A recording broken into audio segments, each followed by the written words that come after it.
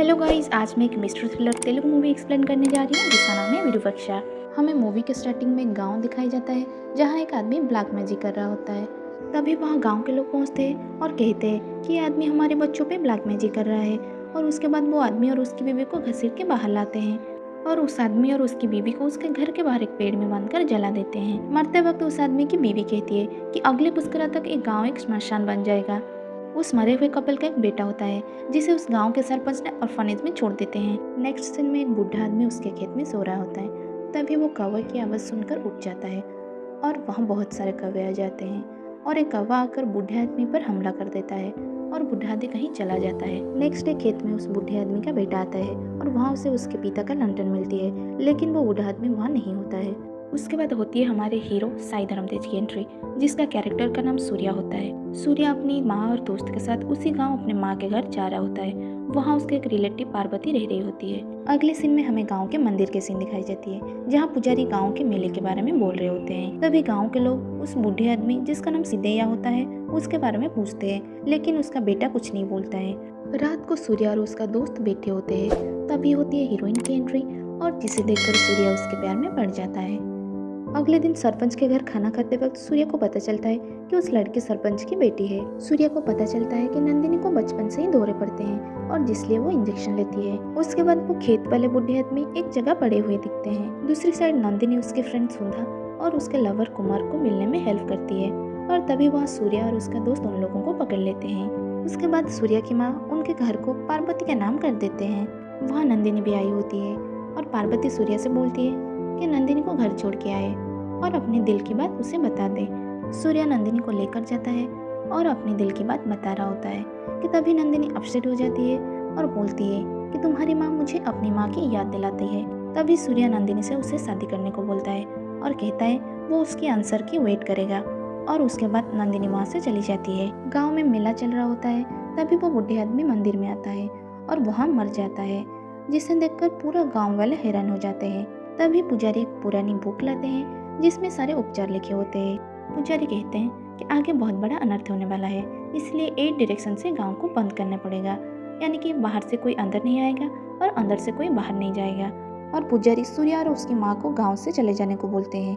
गांव के एक आदमी अभयराजू ये सब नहीं मानता है और अपनी बेटी की शादी के लिए बाहर जाने लगता है, लेकिन गाँव के लोग उसे रोक लेते हैं। सूर्या गाँव से जा रहा होता है कि तभी नंदिनी को फिर से दौरे पड़ने लगते हैं और जिस वजह से सूर्या इंजेक्शन लेते वक्त गांव में रुक जाता है और उसकी माँ और दोस्त वहां से चले गए होते हैं। उसी रात सुधा गांव के लाइन पार कर कुमार के साथ रेलवे स्टेशन भाग जाती है, लेकिन वहाँ कुमार का एक्सीडेंट हो जाता है और सुधा शॉक होकर गांव वापस आ जाती है।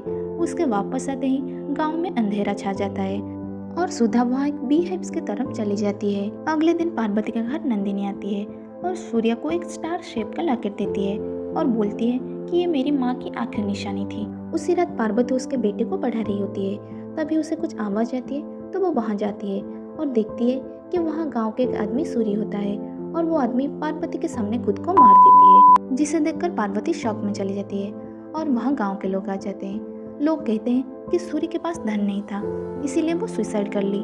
उसके बाद पार्वती भी सुसाइड कर लेती है। लोग बोलते हैं कि उसके कान खराब थे, इसलिए वो सुसाइड कर ली, लेकिन ये बात सूर्या नहीं मानता है और बोलता है कि उसके लेफ्ट ईयर में प्रॉब्लम थी तो वो राइट ईयर में सुई चबाकर क्यों मरेगी।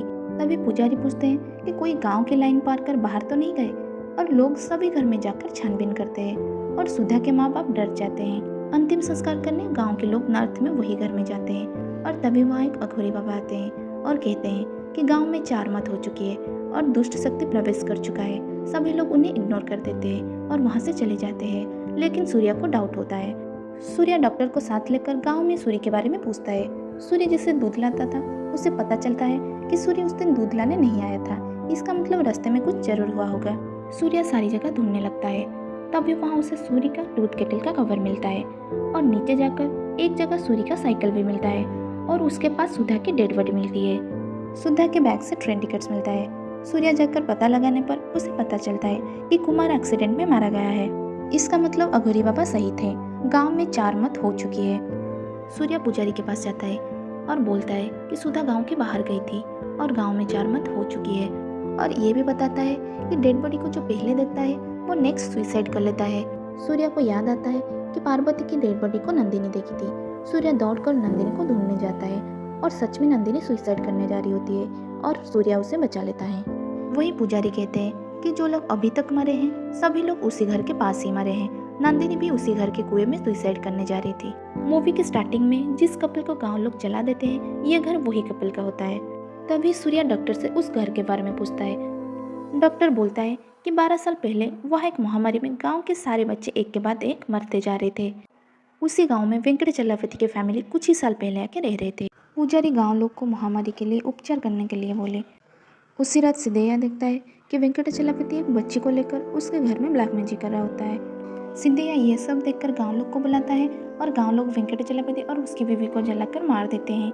उसके बाद उस घर से अजीब अजीब आवाज़ आने लगती है तो पुजारी पूजा करके उस घर को ताला लगा देते हैं।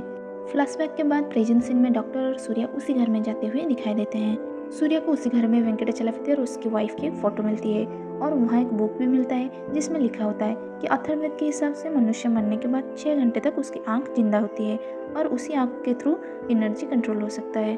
और ये सब वेंकटचलपति एक्सपेरिमेंट कर रहा होता है कि कैसे एक मरे हुए आदमी को फिर से जिंदा किया जाए। बुक पढ़कर सूर्या बोलता है कि ये बुक और गाँव में जो डेथ हो रहा है उसमें ज़रूर कनेक्शन है और यहाँ दूसरी साइड गाँव वाले इस प्रॉब्लम के सोल्यूशन ढूंढने में लगे होते हैं। पुजारी बुक में कुछ देखते हैं और बोलते हैं ग्रहण के टाइम दुष्ट शक्ति वीक हो जाएंगे तो उसी टाइम जो व्यक्ति जिंदा बचना चाहता है उसे रक्तदान करनी पड़ेगी और ग्रहण खत्म होने ही नंदिनी को एक बॉक्स में डालकर बाहर ले जाएंगे। पुजारी का कहना यह था कि नंदिनी के बॉडी में दुष्ट शक्ति है तो अगर हम नंदिनी को मारते हैं तो दुष्ट शक्ति हमेशा के लिए खत्म हो जाएगी। जिसे सुनकर नंदिनी के पापा नहीं मानते हैं लेकिन गाँव के लोग अपनी जान बचाने के लिए ये सब मान लेते हैं और नंदिनी को बॉक्स में डालने उसके पास जाते हैं कि तभी वहाँ सूर्या आ जाता है। सूर्या फाइट करता है और कहता है कि नंदिनी के पास जो आएगा मैं उसे मार डालूंगा और उसके बाद सूर्या कहता है कि मैं नंदिनी को इंजेक्शन दे रहा हूँ, वो 8 घंटे तक नहीं उठेगी और उसी 8 घंटे में मैं इसी प्रॉब्लम का सलूशन लेकर आऊँगा। वो गांव के बॉर्डर क्रॉस करके बाहर जाता है लेकिन पास के गांव लोग उसे बाहर जाने नहीं देते। उनको लगता है कि अगर ये हमारे गाँव में आएगा तो हमारे भी यहाँ लोग मारे जाएंगे। लेकिन सूर्या उन लोग को मार देकर वहाँ से वेंकटचलपति का बेटा जिसका नाम वैरव था उसे ढूंढने उसके ऑर्फनेज में जाता है। वहाँ जाकर उसे पता चलता है कि वैरव से बाकी बच्चे डरते थे। वो हर टाइम अकेला रहता था और कुछ मंत्र जपते रहता था और पेड़ के नीचे बैठकर कौवे के साथ खेलता रहता था और रात को वो कहीं चला जाता था। जब वैरव 15 साल का था एक दिन वो रात को कहीं जा रहा था तभी उसे ऑर्फनेज के हेड पकड़ लेते हैं और पूछते हैं कि वो कहाँ जा रहा है तो इससे वैरव कुछ मंत्र जपता है। इतने में वो हेड वहाँ गिर जाते हैं और उसी दिन से वो आज तक पैरालाइज्ड है। तभी सूर्या उन लोगों को पूछने पर उसे पता चलता है कि वो जंगल के वेस्ट साइड में गया था तो सूर्या भी उसी साइड जंगल में जाता है और रास्ते में एक नदी पड़ती है और वो तैर के दूसरे साइड पहुंचता है और वहाँ उसे अघोरी लोग मिलते हैं और वो लोग सूर्या पर अटैक करते हैं। तभी सूर्या उन लोगों से पूछता है कि तुम लोगों में वैरव कौन है। तभी वहाँ अघोरी बाबा आ जाते हैं और कहते हैं कि यह हमारा मदद चाहता है, इसे मत मारो। अघोरी बाबा उसे बोलते हैं कि भैरव उस गाँव को तबाह करना चाहता है और वो उसी तांत्रिक विद्या एक्सपेरिमेंट कर रहा है जो वेंकटचलपति की बुक में लिखा था। उस एक्सपेरिमेंट को करने के लिए वो एक ऐसी जगह होगा जहाँ एयर पास भी नहीं होता होगा, लाइट एंटर भी नहीं होती होगी और वहाँ साउंड भी नहीं जा रहा होगा। अघोरी बाबा और सूर्या वैरव को ढूंढने गुफा के अंदर जाते हैं। वहाँ सूर्या को एक बुक मिलता है, एग्जैक्टली सेम बुक जो गाँव के पुजारी फॉलो करते हैं। पता चलता है कि ये बुक असली है। इसका मतलब गाँव लोग जिस बुक में उपचार ढूंढ रहे हैं वो सब सही नहीं है। इसका मतलब वैरव के साथ गांव में भी कोई मिला हुआ है। यहाँ नंदिनी की होश आ जाती है और गांव लोग उसे बॉक्स में डाल के विधि करने को बोलते हैं। तभी अभय रज्जू बोलता है कि मुझे सूर्या के ऊपर भरोसा है, वो नंदिनी और गांव लोग को बचा सकता है।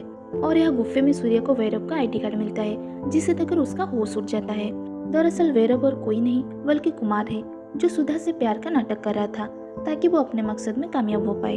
तभी अघोरी बाबा बोलते हैं कि ये नॉर्मल डेथ नहीं है, ये आत्मदाह है जिसमें कोई अगर अपनी इच्छा से मरे तो उसके सोल सामने वाले के बॉडी में आ जाती है। जब वैरव आत्मदाह किया वो तब भी सुधा के बॉडी में आ गया और उसके दुष्ट आत्मा गांव में सुधा के थ्रू एंट्री कर ली। और सुधा जब गांव में एंट्री ली वो उसी घर के तरफ गई और वहाँ उसकी मौत हो गई और उसे मरते हुए सूर्य ने देखा और तब भी वैरव की आत्मा सूर्य के बॉडी में आ गया और फिर सूर्य से पार्वती तक। सूर्य कहता है नंदिनी को जिंदा जलाना प्रतिकार नहीं है बल्कि इसमें पूरे गाँव लोग मारे जाएंगे। और अघोरी बाबा बोलते हैं कि गांव में कोई वैरव की आत्मा को कमांड कर रहा है, असली बुक रिप्लेस करना। और इस सभी बात से पता चलता है कि कोई गांव में वैरव के एक्सपेरिमेंट में मदद कर रहा है। और दूसरी साइड गांव लोग नंदिनी को जिंदा जलाने ले जा रहे होते हैं और वहाँ हाथ काट के खून देना शुरू कर देते हैं। और यहाँ अघोरी बाबा और सूर्या वापस आ रहे होते हैं अघोरी बाबा सूर्या से कहते हैं कि तुम ही उन लोगों को बचा सकते हो, लेकिन उसी टाइम उन लोगों का एक्सीडेंट हो जाता है और पास के गांव लोग उन पर अटैक कर देते हैं। सूर्या उन लोगों से फाइट करके गांव में पहुंचता है। अघोरी बाबा और सूर्या गांव लोगों को समझाने की कोशिश करते हैं, लेकिन वो लोग देखते हैं कि गांव के लोग पहले से ही भैरव के कंट्रोल में आ चुके थे। तभी अघोरी बाबा कहते हैं कि ये मेरे पावर के बाहर है, और फिर सूर्या से कहते हैं कि तुम ही हो विरूपाक्षा जो रुद्रवनम गांव को बचा सकता है। तभी सूर्या नंदिनी के पिता हरिश्चंद्र प्रसाद को ढूंढने उसके घर जाता है। उसे वहाँ एक फोटो मिलती है जिसे देखकर वो हैरान हो जाता है। वो हरिश्चंद्र से पूछता है कि वेंकटचलापति के फैमिली के 4th मेंबर कौन है। हरिश्चंद्र बताता है कि नंदिनी ही वेंकटचलापति की बेटी है। जब वो छोटी थी, गांव के डर से हरिश्चंद्र उसे अपनी बेटी की तरह पाला था। सूर्या कहता है कि नंदिनी को गांव वाले से नहीं, गांव वालों को नंदिनी से बचाना पड़ेगा। वैरव और नंदिनी दोनों मिलकर अपने माँ बाप के बदला लेने के लिए बचपन से ही लगे हुए हैं, और यहाँ अघोरी बाबा नंदिनी को रोकने की कोशिश कर रहे होते हैं, लेकिन नंदिनी ने उसे मार दिया। सूर्या वहाँ पहुँचता है और नंदिनी को रोकने की कोशिश करता है। सूर्या उसे कहता है कि 12 साल पहले गांव वाले ने अपनी जान बचाने के लिए तुम्हारे माँ बाप को मारे थे, और तुम्हारा पिता वेंकटचलापति की ही गलती थी। ये सुनकर नंदिनी गुस्सा हो जाती है और कहती है कि मेरे पिता बहुत अच्छे इंसान थे, और बताती है कि उसकी माँ पैरालाइज थी। उसके पिता बहुत मेडिसिन आयुर्वेद चिकित्सा करने के बाद भी वो ठीक नहीं हो रही थी, तो वेंकटचलापति तंत्र विद्या से एक लकेट बनवाई और उसकी माँ को दी, उसी लकेट जो नंदिनी ने सूर्या को दी थी। वेंकटचलापति 12 साल पहले जो एक्सपेरिमेंट कर रहा था, उसमें वो गाँव के किसी बच्चे को नहीं मारा था। वो दरअसल हॉस्पिटल से एक मरे हुए बच्चे को लाकर एक्सपेरिमेंट कर रहा था, लेकिन गाँव लोग बिना सच जाने उसे और उसकी बीवी को मार दिया। इसे सुनकर सूर्या कहता है कि बरसों पहले गांव वाले से गलती हो गई थी, लेकिन तुम्हारे पिता सबको बचाने चाहते थे, मारने नहीं। ये सुनकर नंदिनी कहती है कि ये लोग आज भी वैसे हैं, ये बदले नहीं हैं। फिर सूर्या कहता है कि मैं गांव वाले और तुम्हारे बीच खड़ा हूँ, तुम्हें उन लोगों से पहले मुझे मारना होगा। इसे सुनकर नंदिनी कहती है कि तुम्हें मेरे बदले से कोई लेना देना नहीं है, तुम इन सब से दूर रहो। सूर्या कहता है कि तुम मुझे नहीं मार सकती क्योंकि तुम मुझसे प्यार करती हो, लेकिन नंदिनी इनकार कर देती है। वो कहती है कि मैं तुमसे प्यार नहीं करती हूँ, और वो भैरव के आत्मा को उसे मारने भेजती है, लेकिन भैरव वो लॉकेट की वजह से सूर्या को मार नहीं पाता है। सूर्या को पता चल जाता है कि ये लॉकेट बहुत पावरफुल है, और वो नंदिनी से कहता है कि ये लॉकेट ही प्रूफ है कि तुम मुझसे कितना प्यार करती हो, लेकिन नंदिनी कुछ नहीं सुनती। वो लोगों को आग में डालना शुरू कर देती है। अब सूर्या के पास नंदिनी को रोकने का कोई और रास्ता नहीं होता है, तो वो अपने आप को चाकू मार देता है।